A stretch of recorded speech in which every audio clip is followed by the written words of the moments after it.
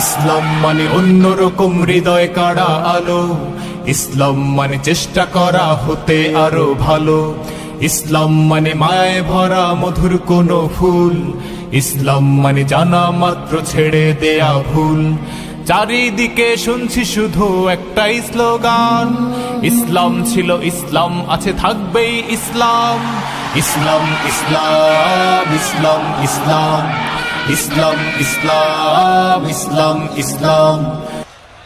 Doctor Khandakar Abdullah Jahangir রহিমাহুল্লাহ কর্তৃক প্রতিষ্ঠিত আস-সুন্নাহ ট্রাস্টের বার্ষিক মাহফিলের সম্মানিত সভাপতি, ডক্টর খন্দকার আব্দুল্লাহ জাহাঙ্গীর রহিমাহুল্লাহর একমাত্র পুত্র, আস-সুন্নাহ ট্রাস্টের সম্মানিত চেয়ারম্যান শেখ উসামা খন্দকার হাফিজাহুল্লাহ, উপস্থিত সম্মানিত উলামা একরাম, আল্লাহ রাব্বুল আলামিন আমাদের সবাইয়ের এখানে আসা বসা, আমাদের কথা বলা এবং শোনার সব কিছুকে আমাদের দুনিয়া এবং আখিরাতের জন্য কল্যাণকর করে দিন, বলুন আমিন। মাননীয় প্রধান উপদেষ্টা মহোদয়ের ডাকে বাংলাদেশের বিভিন্ন ধর্মের নেতৃস্থানীয় ব্যক্তিবর্গ তারা উপস্থিত হয়েছেন। তো ডক্টর খন্দকার আব্দুল্লাহ জাহাঙ্গীর রহিমাহুল্লাহর কথা মনে পড়েছে আমার, এই যখনই ঐক্যবদ্ধ জাতি গঠন করার প্রশ্ন এসেছে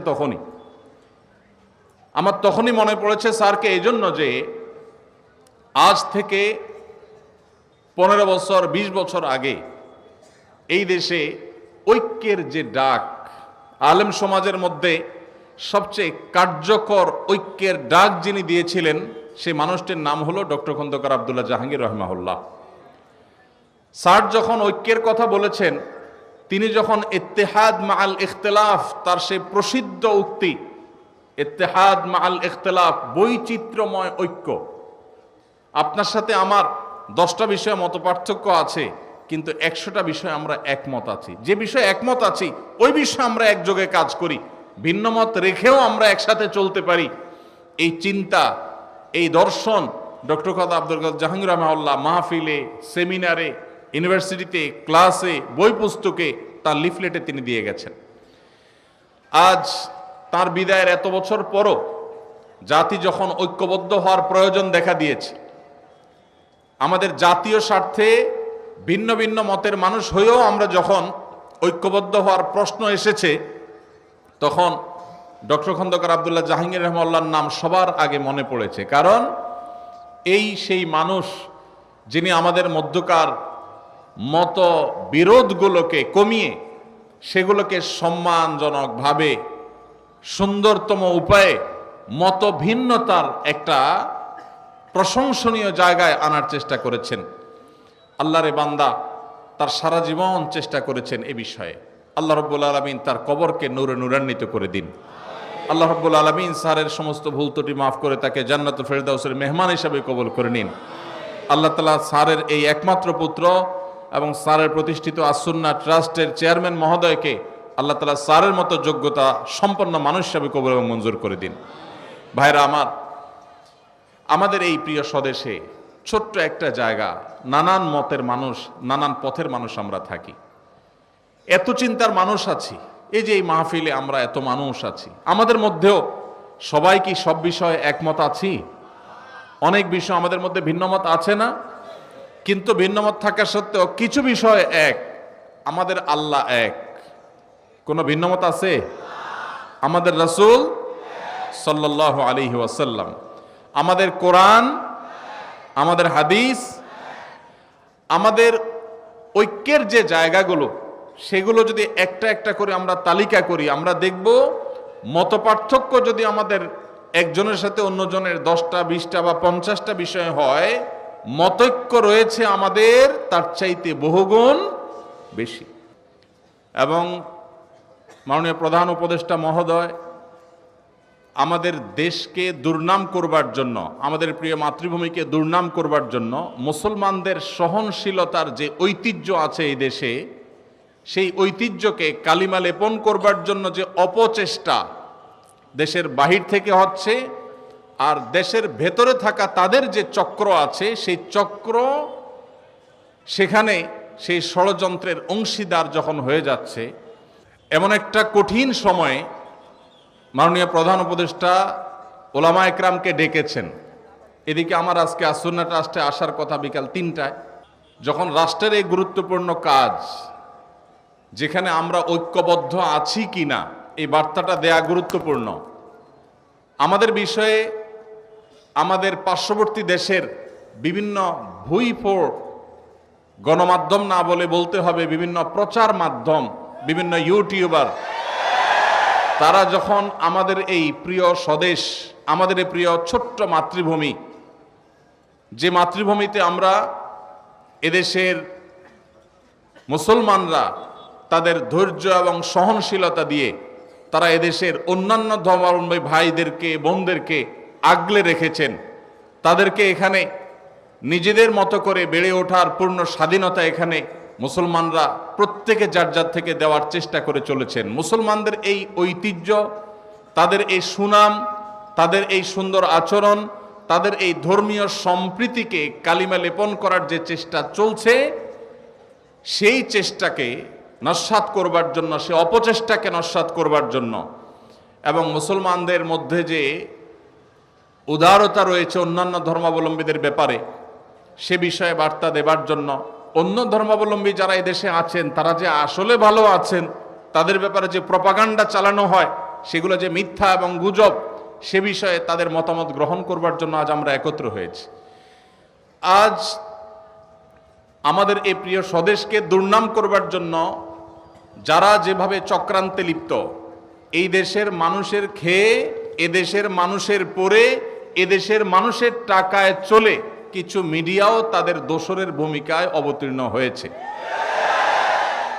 এই দুষ্ট চক্র যারা আমাদের এই ঐক্যবদ্ধ বাংলাদেশকে বিভক্ত করতে চায়, দুর্নাম করতে চায়, তাদের সে অপচেষ্টাকে নস্যাৎ করবার জন্য আমরা এদেশের মানুষ বিভিন্ন বিষয়ে, আপনার সাথে আমার মতামত পার্থক্য থাকতে পারে, ভিন্ন মত থাকতে পারে, কিন্তু আমাদের দেশের স্বাধীনতা, সার্বভৌমত্ব, আমাদের দেশের জাতীয় স্বার্থ রক্ষার ক্ষেত্রে আমরা সবাই ঐক্যবদ্ধ। আপনার সাথে আমার যদি 2, 4, 5, 10টা বিষয়ে মত পার্থক্যের কারণে আপনি আমার থেকে দূরে যাওয়াটা গুরুত্বপূর্ণ মনে করেন, জরুরি মনে করেন, তাহলে শত শত বিষয়ে যে আমরা একমত আছি, সেই কারণে কেন আমরা একে অন্যের কাছে আসতে পারছি না? ভাইরা আমার, আজ গোটা পৃথিবীতে আমরা মুসলমানরা যতটা পিছিয়ে আছি, যতটা দুর্বল আছি, বিভিন্ন জায়গায় জায়গায় আজ আমাদের মুসলমানদের উপরে যে নির্যাতন এবং জুলুম চলছে, আমাদের বিরুদ্ধে যে মিথ্যা প্রপাগান্ডা চলছে, সারা পৃথিবীর যেদিকে তাকাবেন সবচেয়ে বেশি মায়ের আমরাই খাচ্ছি, আবার দুর্নামের ভাগীদারও আমাদেরকেই হতে হচ্ছে।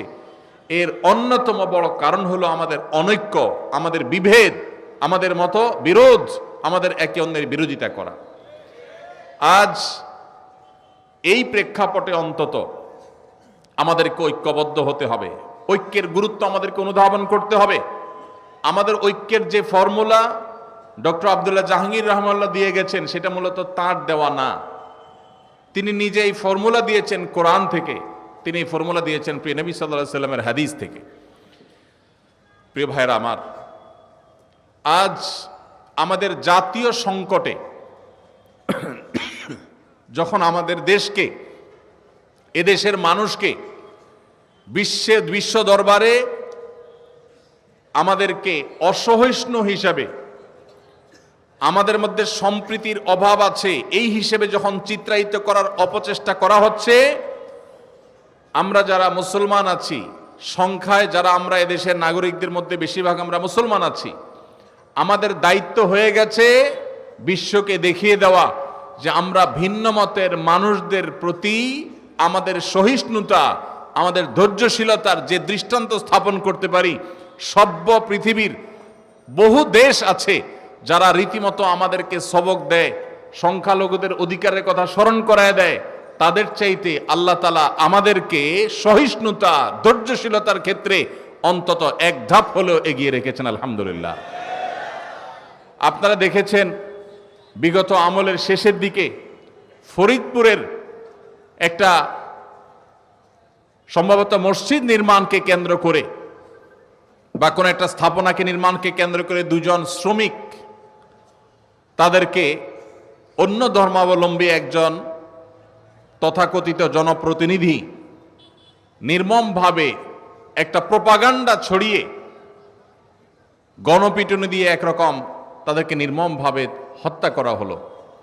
সেই ঘটনায় আপনারা লক্ষ্য করেছেন, আপনাদের মনে থাকার কথা, সারা দেশে ওলামায়ে কেরাম এই রকম দায়িত্বশীলতার পরিচয় দিয়েছেন যে ওই ঘটনার জেরে পাল্টা হামলা, দাঙ্গা, কোনো প্রকার অশান্তি এদেশের মাটিতে চুল পরিমাণ হতে দেন নাই ওলামায়ে কেরাম। শক্ত হাতে ঢাকা থেকে আমার মনে আছে দায়িত্বশীল ওলামায়ে কেরামের একটার পর একটা প্রতিনিধি দল এসেছেন, তারা স্থানীয় লোকদের সাথে বসেছেন, ভিজিট করেছেন এবং মানুষকে তারা শান্ত রেখেছেন। ওলামায়ে কেরাম যদি চুল পরিমাণ একটু ইন্ধন দিয়ে দিতেন তাহলে মেসাকার হয়ে যেত। আপনারা দেখেছেন কয়দিন আগে তরুণ আইনজীবী সাইফুল ইসলাম আলিফকে নির্মমভাবে দিনের আলোতে অত্যন্ত নৃশংসভাবে তাকে হত্যা করা হলো।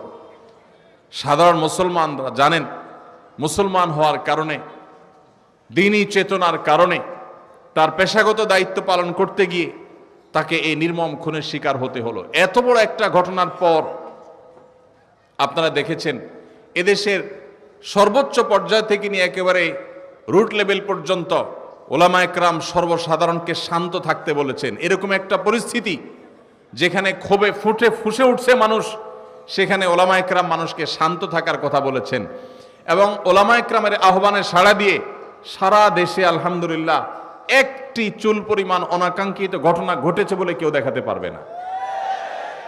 ভাইরা আমার, এদেশের মুসলমানরা তাদের ধৈর্য, ধর্মীয় সম্প্রীতির ক্ষেত্রে তাদের সহিষ্ণুতার যে পরীক্ষা, এই পরীক্ষায় একবার দুইবার নয় শতবার উত্তীর্ণ হয়েছে। তারপরে এক শ্রেণী মানুষ আপনাদেরকে দোষারোপ করার, আমাদেরকে দোষারোপ করার চেষ্টা করে। এই জন্য আমাদের দায়িত্বশীলতা অনেক বেড়ে যায়। আল্লাহ রাব্বুল আলামিন কোরআনে হাকিমে আমাদেরকে সেই দর্শন দিয়েছেন, যে দর্শনে আমরা আমাদের বিশুদ্ধ আকীদা, তাওহীদের বিশ্বাসের কথা প্রচার করব, সেটাকে নিজেদের মধ্যে ধারণ করব। আমাদের আকীদা, আমাদের মানহাজ, আমাদের বিশ্বাস, আমাদের ঈমানের মধ্যে চুল পরিমাণ আমরা ছাড় দেব না, কম্প্রোমাইজ করব না। কিন্তু একই সাথে যারা ভিন্ন মত পোষণ করছেন, যারা অন্য ধর্মাবলম্বী আছেন, তাদেরকেও আমাদের আকীদা, আমাদের বিশ্বাস গ্রহণ করতে, ধারণ করতে আমরা বাধ্য করব না। কারণ আমরা সেই ধর্মের অনুসারী যেই ধর্ম বলেছে লা ইকরাহা ফিদ্দীন, লা ইকরাহা ফিদ্দীন। ধর্ম গ্রহণ করার ক্ষেত্রে কোনো বাড়াবাড়ি করা, জবরদস্তি করা যাবে, কোনো জবরদস্তি করে কাউকে কোনো ধর্ম গ্রহণ করানো যাবে না। আমরা সেই নবীর উম্মত, যেই নবী মক্কা বিজয়ের পর মক্কার মুশরিক সহ সর্বস্তরের মানুষকে বলেছেন ইযহাবু আনতুমুত তুলাকা লা তাসরিবা আলাইকুমুল ইয়াউম, যাও আজ তোমরা সবাই মুক্ত, কোনো প্রতিশোধ গ্রহণ করা হবে না। আমরা সেই নবীর উম্মত, যে নবী আমাদেরকে সহনশীলতা শিক্ষা দিয়েছেন। অতএব আমরা সব সময় লক্ষ্য রাখব যে এদেশের কোনো অন্য ধর্মাবলম্বীরা তাদের ধর্ম পালন করতে গিয়ে কোনো প্রকার বাধার সম্মুখীন হবে না। আমরা আমাদের তাওহীদে বিশ্বাসী থাকব, তাওহীদের প্রচার করব, তাতে কোনো কার্পণ্য করব না। শিরক থেকে একজন মুসলমান কোরআনের নির্দেশের কারণে, নবী সাল্লাল্লাহু আলাইহি সাল্লামের নির্দেশের কারণে তিনি শত সহস্র মাইল যোজন দূরে তিনি থাকবেন, তার আকীদা মানহাজকে তিনি পরিচ্ছন্ন পবিত্র রাখবেন। কিন্তু একই সাথে অন্য ধর্মের মানুষকে কখনো আমাদের ধর্ম গ্রহণ করতে আমরা যেরকম বাধ্য করব না, তাদের ধর্ম পালনেও তাদেরকে আমরা বাধা দিব না। ইসলাম আমাদেরকে বাড়াবাড়ি করতে বলে না, ছাড়াছাড়ি করতেও বলে না। ইসলামের মতো এই সুমহান জীবন দর্শন, এটি যদি পৃথিবীর কোনো সমাজে প্রতিষ্ঠিত থাকে, সেই সমাজের মুসলিমরা তো বটেই, অন্য ধর্মাবলম্বীরাও নিরাপদে থাকবে। কারণ নবী করিম সাল্লাল্লাহু আলাইহি সাল্লাম একজন জিম্মি অমুসলিমকে যদি কেউ অন্যায়ভাবে হত্যা করে, ওই ব্যক্তি জান্নাতের ঘ্রাণও পাবে না। সে ঐতিহাসিক বক্তব্য নবী সাল্লাল্লাহু আলাইহি সাল্লাম দিয়েছেন, তার হাদিসে আছে। অতএব আমাদের মুসলমানদের সহনশীলতা আর ধৈর্যশীলতা, এটা গোটা পৃথিবীর মানুষের কাছে শতবার, হাজারোবার পরীক্ষিত এবং প্রমাণিত হয়েছে। আল্লাহ রাব্বুল আলামিন আমাদের এই সুনাম, আমাদের এই ঐতিহ্য, আমাদের এই সুখ্যাতি, কোরআন এবং হাদিসের শিক্ষাকে আমাদের জীবনে আল্লাহ তাআলা ধারণ করার তৌফিক নসিব করুন। ভাইরা আমার, আমাদের সমাজে আমরা দেখি কিছু মানুষ অন্য ধর্মাবলম্বীদের প্রতি তারা তথাকথিত সম্প্রীতি দেখাতে গিয়ে তাদের ঈমান, তাদের আকীদা, তাদের বিশ্বাসকে তারা কোরবান করে দেয়, সেগুলোকে তারা শেষ করে ফেলে। আবার অনেকে আছেন যারা হয়তো বাড়াবাড়িতে লিপ্ত। আল্লাহ রাব্বুল আলামিন আমাদেরকে যে সিরাতে মুস্তাকিম দিয়েছেন সেখানে না বাড়াবাড়ির কোনো সুযোগ আছে, না ছাড়াছাড়ির কোনো সুযোগ আছে। আমরা মুসলমানরা যদি কোরআন এবং হাদিসের উপরে অটল অবিচল থাকি, মুহাম্মদ সাল্লাল্লাহু আলাইহি সাল্লামের জীবন দর্শনের উপরে যদি আমরা প্রতিষ্ঠিত থাকি, তাহলে এই গোটা পৃথিবী শান্তিতে পরিপূর্ণ হয়ে যাবে। মুসলমানরাই শুধু শান্তিতে থাকবে না,